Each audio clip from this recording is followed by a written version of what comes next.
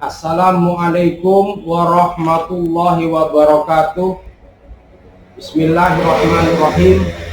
Alhamdulillahirabbil alamin. Wa bihi nasta'inu ala umuri dunya waddin.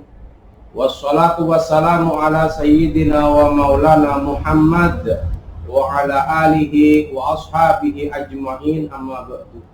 Sahabat salsabilah yang dimuliakan Allah, sering kita temukan orang-orang di sekitar kita nyaris mati karena narkoba.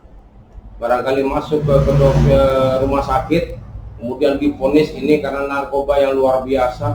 Ini kadang-kadang belum kapok, keluar dari rumah sakit balik lagi. Ada yang divonis nyaris terkena virus HIV karena kebiasaan berzina. Ini malah belum kapok. Ada juga yang nyaris mati dibacok orang sebab nyolong, maling. Ini kadang-kadang nggak kapok. Nyaris mampus sebab minum minuman keras. Ini bukannya kapok, tapi setelah sembuh minum lagi. Ada lagi yang hampir mati karena taruhan balapan liar. Itu taruhannya nyawa. Taruhannya kecil, nyawanya nggak sebanding dengan jumlah taruhannya. Orang berjudi hampir bangkrut, setelah balik lagi judi lagi. Judi togol, lotre, taruhan bola. Iya, karena belum bangkrut. Kadang-kadang kalau belum bangkrut, dia merasa bahwa wah, ini pekerjaannya masih baik.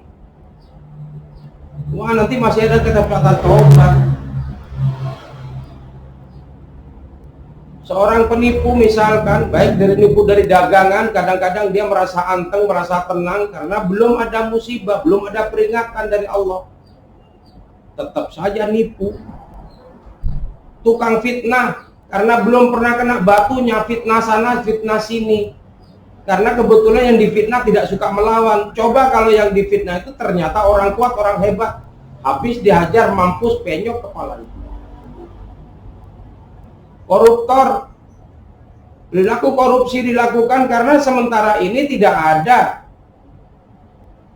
ada peringatan untuk dirinya. Semakin tidak ketahuan, dia merasa aman. Tamak, oportunis, aji mumpung, pelit, kikir, medit, koret.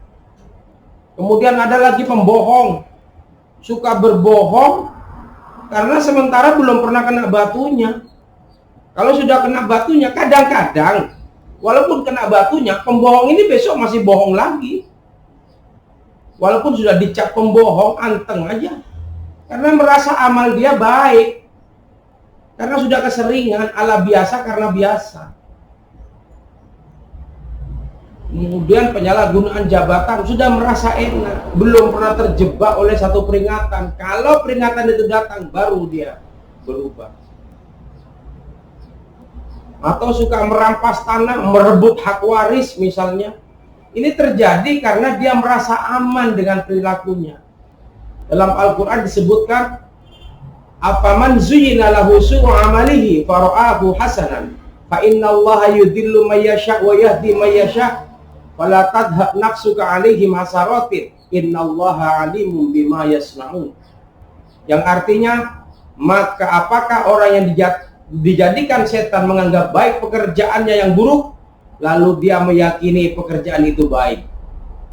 Sesungguhnya Allah menyesatkan siapa yang dikehendakinya dan memberi petunjuk siapa yang dikehendakinya. Janganlah dirimu binasa karena kesedihan terhadap mereka. Sesungguhnya Allah maha mengetahui apa yang mereka perbuat. Sahabat salsabilah yang dimuliakan Allah, kalau kita sebagai saksi mata dari orang-orang yang melakukan perbuatan-perbuatan yang hina ini, tidak kunjung berakhir.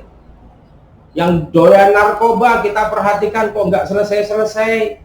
Kita tidak punya kemampuan apa-apa, cuma bisa melihat. Orang yang suka berzina cuma kita lihat saja. Atau kita memperhatikan Orang yang suka nyolong tetap aja nyolong. Makanya diperintahkan oleh Allah, janganlah dirimu binasa karena kesedihan terhadap perbuatan mereka. Karena kita jadi saksi, nggak usah mikirin mereka. Atau kadang-kadang kita salah satu korban dari mereka. Korban dari kejahatan mereka, korban dari fitnah mereka, korban dari kebohongan mereka. Makanya kita diperintahkan oleh Allah jangan mengeluh.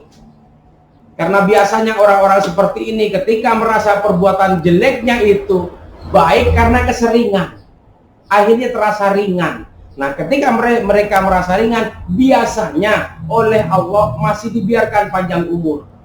Betapa banyak orang bejat, betapa banyak orang jahat di sekitar kita, seolah-olah masih dipelihara oleh Allah. Kok nggak mati-mati? Lah itulah kita diperintahkan untuk tidak usah memikirkan mereka. Semua ada waktunya. Nanti sudah ada, setelah masuk pada waktunya, selesailah mereka. Ini bukan hal yang baru.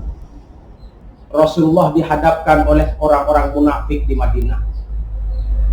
Dan panjang umur orang munafik. Tapi setelah meninggal, setelah orang munafik mati, datanglah anaknya orang munafik. Yang kebetulan sahabat Rasulullah yang taat. Anaknya kebetulan sahabat Rasulullah yang taat kepada Allah dan taat kepada Rasulullah.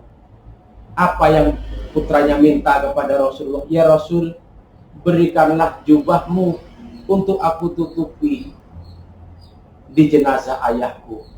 Rasulullah izinkan. Padahal betapa hebatnya mayit ini menyakiti Rasulullah semasa hidup. Itulah kehebatan dalam Islam.